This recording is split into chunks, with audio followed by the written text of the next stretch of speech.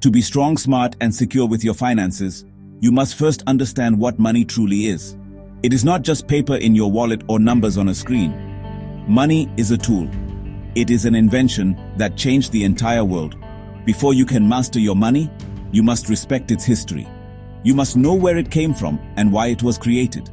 This knowledge is the very first step on your path to financial freedom. It gives you the power to see money for what it is and use it wisely. Understanding its origins helps you appreciate its value in your own life and make better decisions every single day. Many people think money has always existed, but that is simply not true. For thousands of years, people lived without it. They worked, they built homes, they raised families, and they traded with one another. But the system they used was very different from what we know today. To truly grasp the power of the dollars you earn, you need to travel back in time. You need to see the world through the eyes of our ancestors.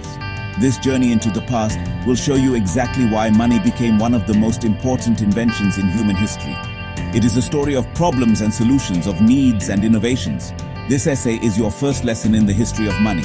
It is not a complicated history lecture filled with difficult dates and names. Instead, it is a simple story about people. It is about how they solved a very big problem in their daily lives.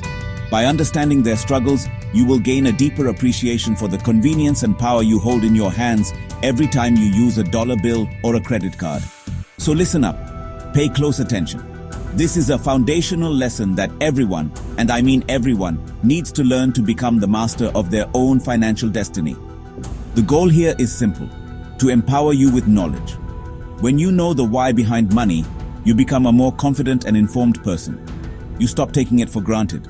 You start seeing it as a system designed to make life easier and more efficient. This perspective is crucial.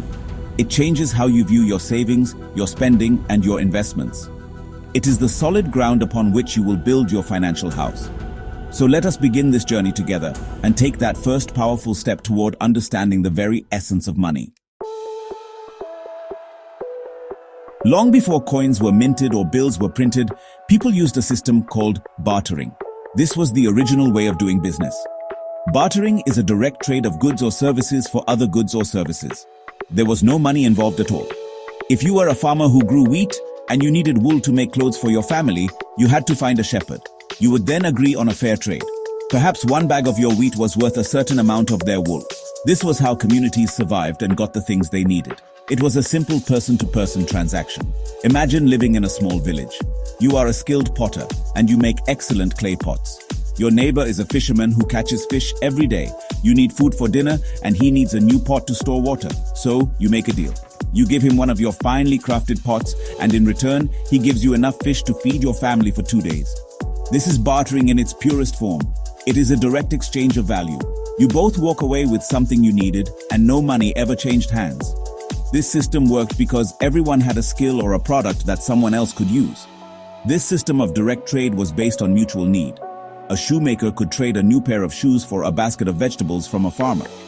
A builder could offer to repair someone's roof in exchange for a few chickens. Every single transaction was a negotiation. The value of an item was not fixed. It was determined by what two people agreed it was worth at that moment. For this system to function, you had to have something that another person wanted, and that person had to have something that you wanted. It was a delicate balance of wants and needs within a community. For a long time, bartering was the only way to conduct commerce. It connected people and forced them to rely on each other's skills and production. It built communities where everyone had a role to play. The baker needed the blacksmith needed the weaver, and the weaver needed the baker. Life was a constant cycle of producing, trading, and consuming. It was a world built on direct, tangible value. You could see, touch, and use everything you traded for. But as you will soon see, this simple system had some very big problems that made life very, very difficult. The barter system seemed simple, but it had serious flaws. The biggest problem was what economists call the double coincidence of wants. This is a fancy term for a simple idea. For a trade to happen, you had to find someone who not only had what you wanted, but also wanted what you had. Imagine you are a wheat farmer who needs a new pair of shoes. You must find a shoemaker, but what if that shoemaker doesn't need wheat? What if he just got a large supply from another farmer? Then there is no trade. You are stuck with your wheat, and you still have no shoes. Another major issue was the lack of a standard measure of value. How do you decide what anything is worth? How many chickens is one cow worth? How many loaves of bread equal one clay pot? Every single trade had to be negotiated from scratch. This was incredibly inefficient and often led to arguments. A farmer might think his sack of potatoes is worth 10 fish, but the fisherman might only be willing to give 5. There was no common ground, no fixed price to refer to. The value of goods changed depending on the season, the person, and their immediate needs, which made fair trade almost impossible to consistently achieve. Then there was the problem of divisibility. Some goods are easy to divide, but others are not. Let's say one cow is considered equal in value to 10 pairs of shoes. If a shoemaker only needs one cow, the trade is simple. But what if the cattle farmer only needs one pair of shoes? He cannot exactly give the shoemaker 1/10 of a live cow. This made trading for items of smaller value incredibly difficult. You could not make change. This limitation severely restricted the types of trades that could take place and prevented people from getting exactly what they needed in the right amounts.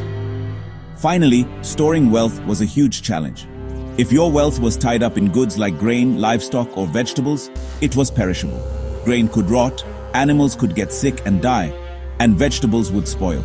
You could not save up your wealth for the future in a reliable way.